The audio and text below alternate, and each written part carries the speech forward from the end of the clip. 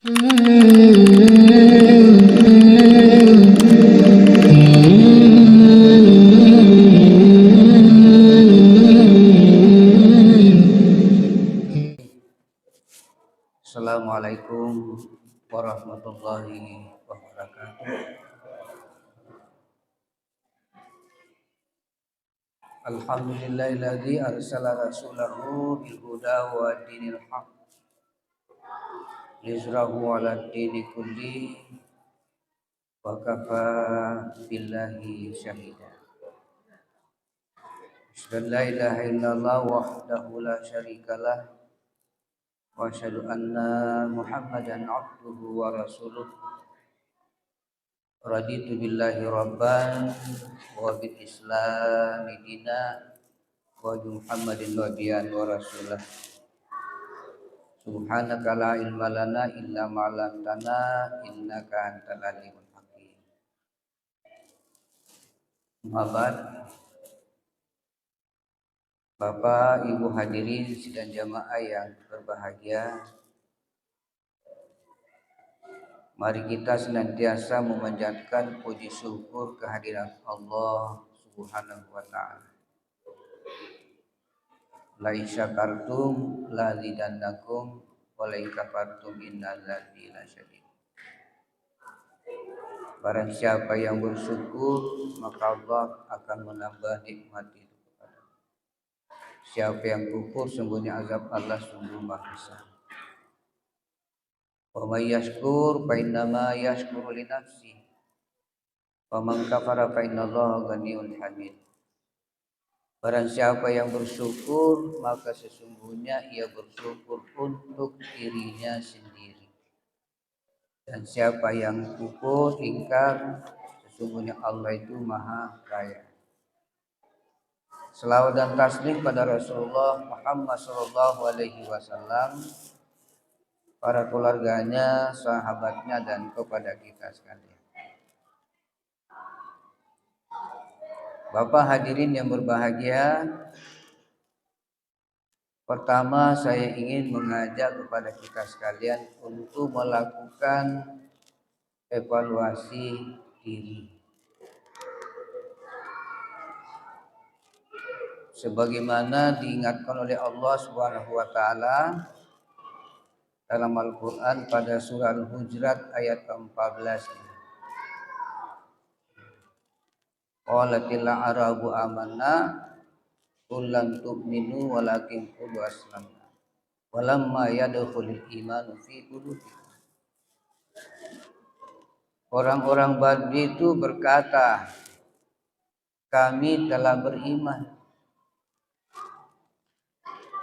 Kemudian Allah mengatakan, katakanlah kepada mereka, kamu belum beriman. Tetapi katakanlah, kami telah tunduk, menyerah. Karena sesungguhnya iman itu belum masuk dalam hati kamu.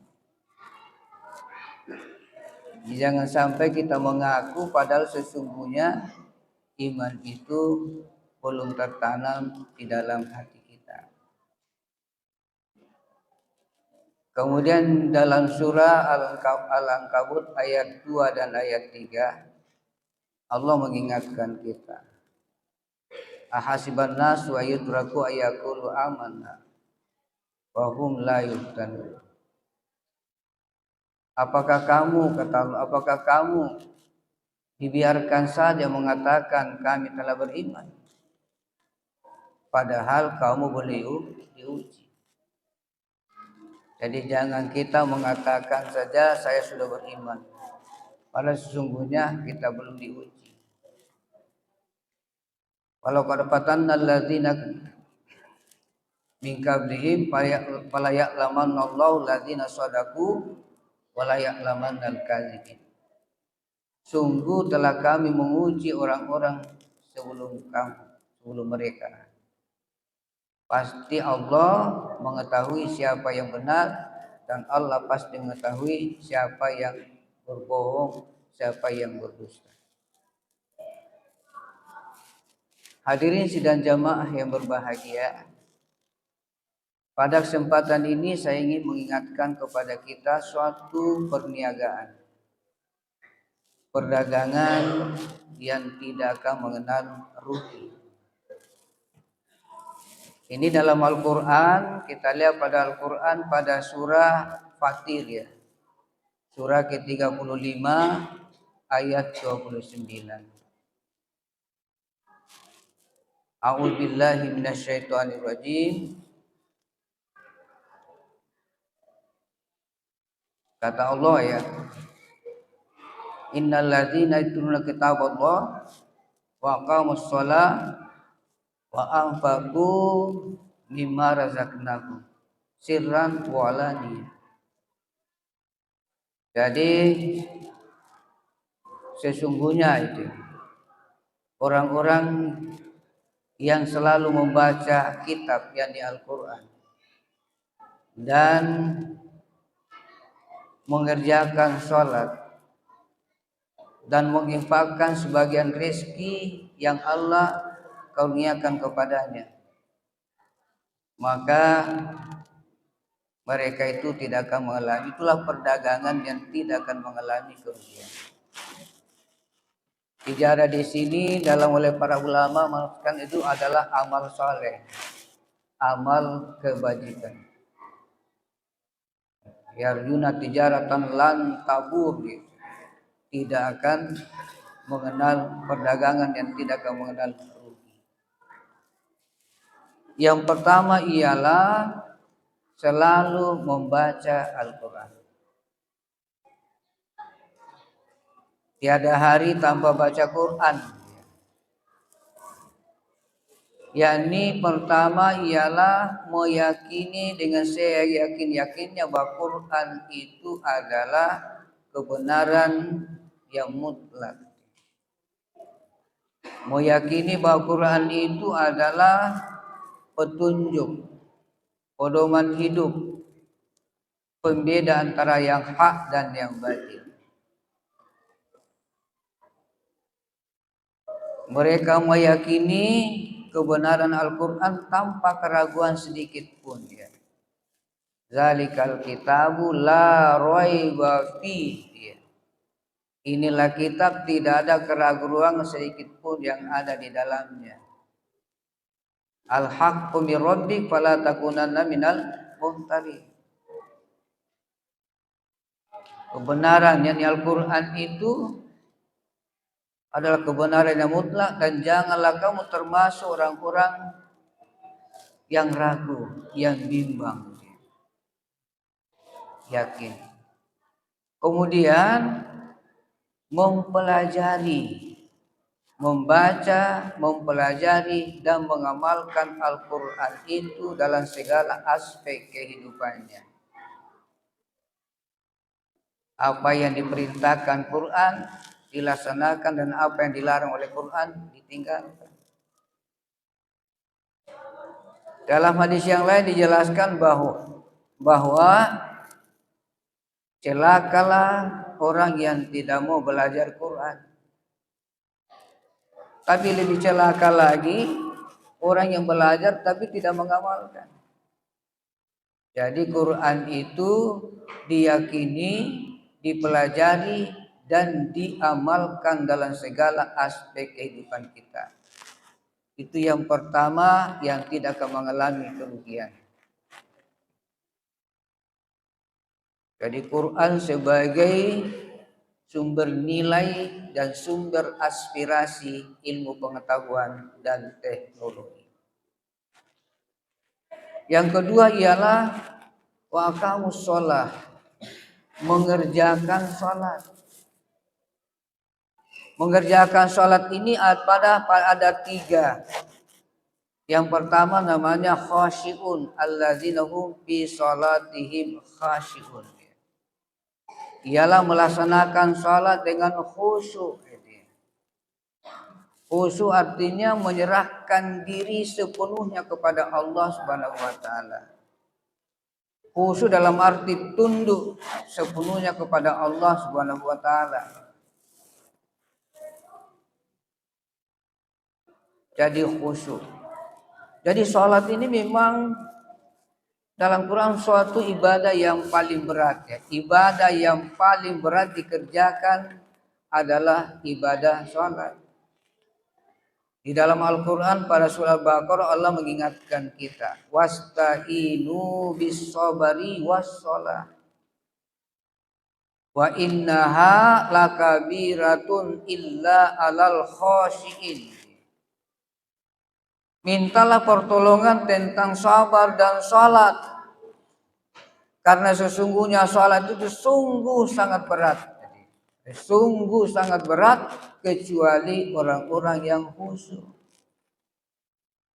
Siapa orang yang khusyuk?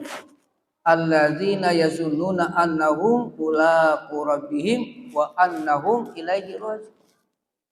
Ialah orang-orang yang yakin bahwa dia akan bertemu dengan Tuhannya. Dan dia yakin bahwa kepada Tuhannya lah akan kembali. Jadi yang dimaksud khusyuk itu ialah kita yakin bahwa kita akan ketemu dengan Allah. Kita yakin bahwa kepada Allah kita akan kembali. Jadi salatnya salat yang khusyuk. Yang kedua adalah salatnya adalah hafizun ya. Walladzina hum 'ala salati yuhafizun. Memelihara salatnya. Pertama memelihara kaifiatnya. Memelihara bacaannya, memelihara gerakannya, memelihara waktu-waktunya. Jadi melaksanakan sholat sesuai dengan syariah, memelihara syariat ibadah sholat itu. Tidak suka menunda-nunda waktu atau tidak suka tergesa-gesa di dalam melaksanakan sholat. Tumakninanya harus bagus. Itu namanya menjaga, memelihara sholatnya. Yang ketiga ialah sholat ialah doa imun ya.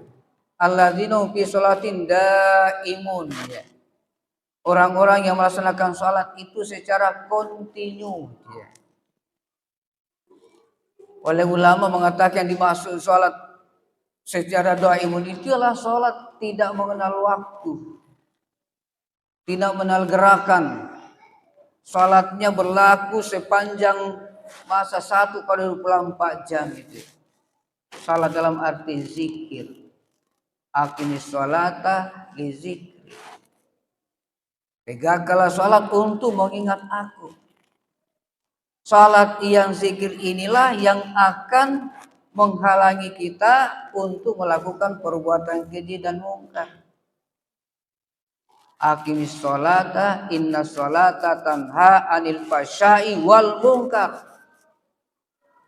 Tegakkanlah salat, dirikanlah salat karena salat itu mencegah kamu dari perbuatan keji dan mungkar. Artinya di mana saya ia berada, dia salat dalam arti zikir. Kalau istilahnya orang dapat tasawuf salat tak putus ya, salat yang tidak terputus itu. Di pasar zikir, di kantor zikir, di mana saja dia berzikir, bekerja dalam keadaan zikir. Artinya selalu ingat kepada Allah Subhanahu wa taala. Inilah yang biasa kita ucapkan inna sholati wa nusuki wa mahyaya wa mamati lillahi rabbil alamin. Sesungguhnya salatku, segala urusanku, hidup dan matiku hanya untuk Allah. Insya Allah kalau ini kita pegang, tidak akan korupsi, tidak akan menipu, tidak akan curang. Karena selalu dalam keadaan zikir, ingat kepada Allah Subhanahu wa taala.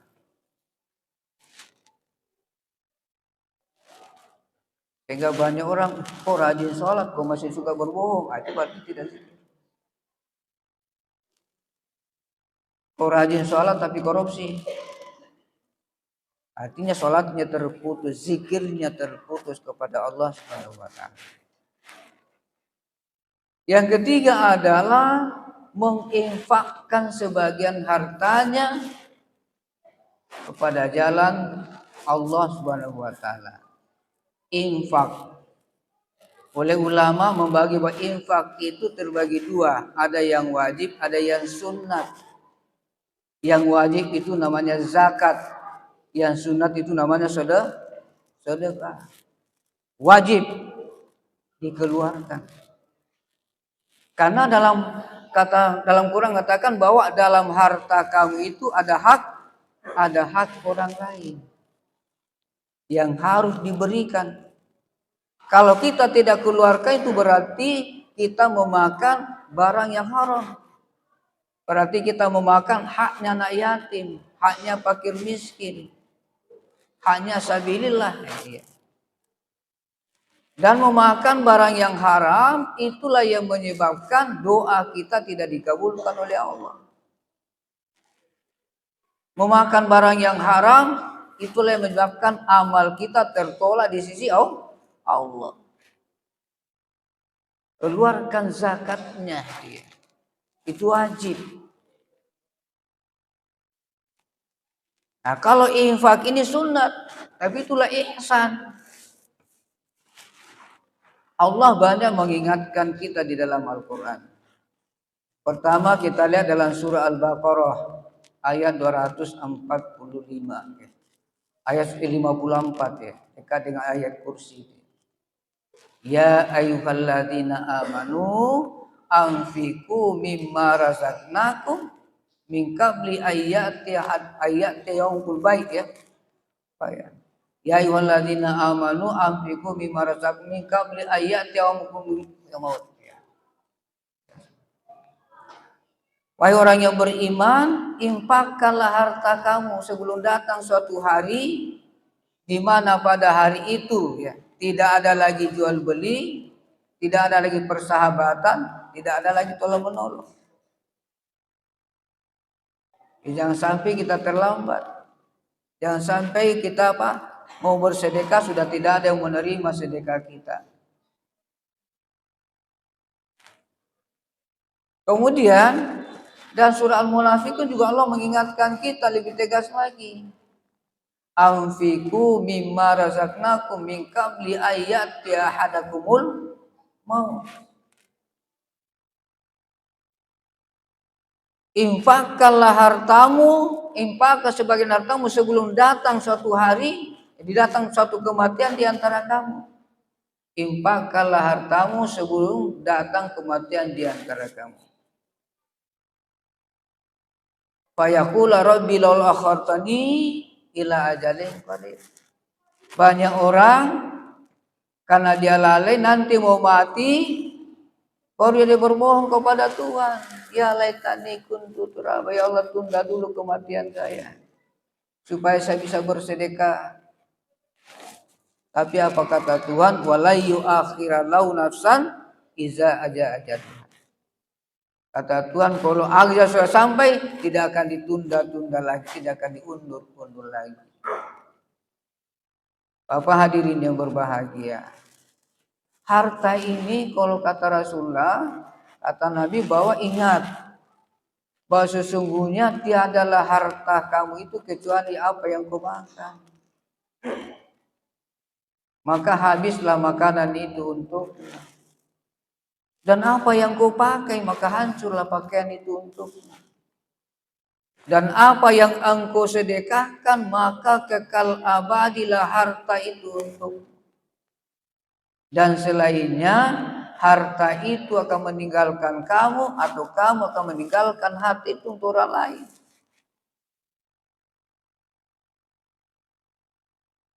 Kalau Buya Hamka mengatakan bahwa harta itu apa yang engkau makan jadi kotoran. Dan apa yang engkau sedekahkan maka itulah investasi Anda di akhirat. Dan selainnya harta itu akan menjadi rebutan. Coba Bapak sekalian, kalau kita bapak-bapak punya uang, kalau meninggal uangnya diperebutkan. Untung saja kalau anaknya soleh, kalau tidak jadi rebutan. Maka mari kita manfaatkan harta itu dengan sebaik. Itulah harta kita yang sesungguhnya. Bapak sekalian, sering saya ceritakan oleh Pak R. Fahrudin mantan ketua PP Muhammadiyah. Pernah dia panggil karyawannya. Dia tanya berapa gajinya. pada saat itu ya. Dia katakan gaji saya hanya 1 juta. Maka Pak R menyuruh ke masjid, cobalah bawa ke masjid 100.000. Dia bawalah ke masjid 100.000. Setelah kembali ditanya, sekarang sisa uangnya berapa? Dia jawab sisa 900.000 rupiah. Pak R menjawab, salah. Sisa uang Anda 100.000. Yang 900.000 itu masih bersifat titipan, belum menjadi milik. Masih sifatnya titipan. Mungkin besok ada yang ambil atau yang curi dan sebagainya.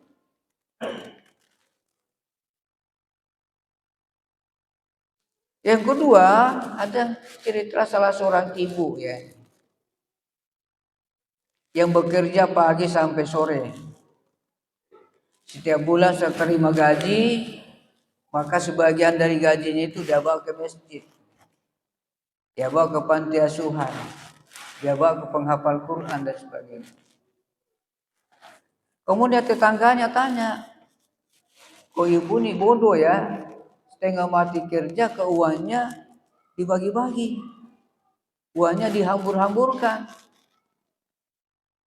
Sang ibu menjawab, saya tidak menghambur-hamburkan uang, saya tidak membagi-bagi uang. Tetapi saya hanya titip uang saya di masjid. Saya hanya titip uang saya di panti asuhan. Saya titip uang saya di penghafal Quran. Nanti dari kemudian baru saya ambil kembali. Dan akan dilipat gandakan pahalanya oleh Allah Subhanahu wa taala. Wallahi yudaifu liman yasha. Allah akan melipat gandakan kepada siapa yang Ia kehendaki. Jangan kita kikir ya. Apalagi di bulan suci Ramadan ini, afdalus sedekah sedekatun fi Ramadan. Abdal sedekah adalah sedekah yang dikeluarkan pada bulan suci Ramadan.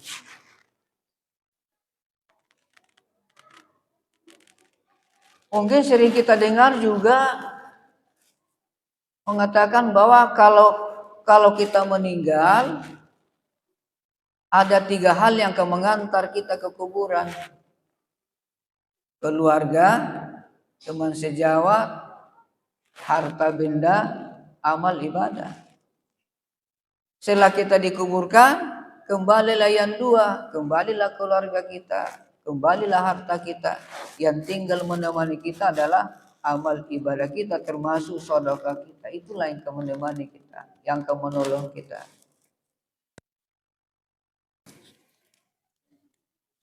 Bahkan dikatakan lain bahwa hadis apa? Ya, amal yang tidak akan terputus ya, apabila telah mati anak terputuslah amalnya. Kecuali 3. Anak yang soleh yang selalu mendoakan. Yang kedua adalah ilmu yang dimanfaatkan. Kemudian amal jariah, sadaqatun jariyah, sedekah. Itulah yang akan mengalir terus menerus itu. Sehingga dikatakan sedekah itu pada hakikatnya adalah ibadah produktif. Artinya ibadah yang pahalanya tidak pernah terputus.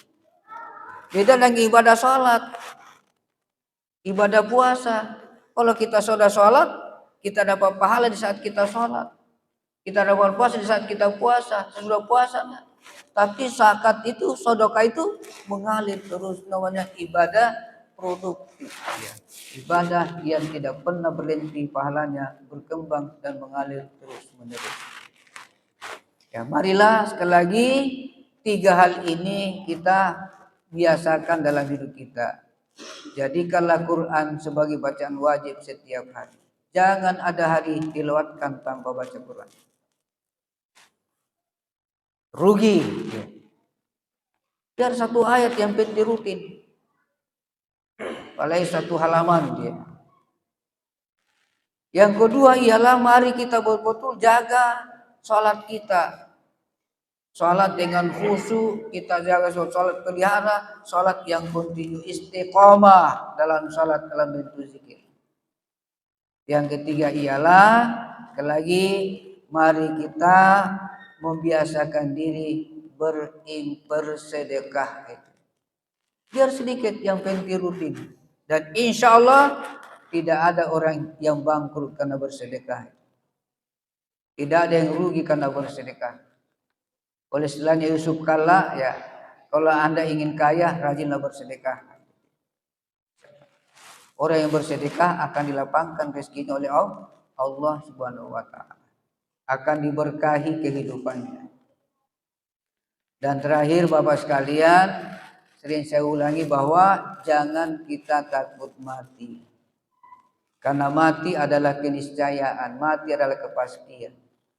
Tapi takutlah kalau hidup kita ini tidak bisa memberi kebaikan dan memberi manfaat bagi sesama. Marilah sisa umur kita ini kita manfaatkan, kita gunakan dengan sebaik-baiknya untuk senantiasa berniat yang baik dan benar, berfikir yang baik dan benar, beramal yang baik dan benar. Semoga hidup kita ini selalu dalam kebaikan dan kebenaran. Semoga kita semua dipanggil menghadap Allah Subhanahu wa taala dalam kebaikan dan kebenaran, husnul khotimah. Amin ya rabbal alamin. Nasrullah wa fatul qari wa basyiril mu'minin. Assalamualaikum warahmatullahi wabarakatuh.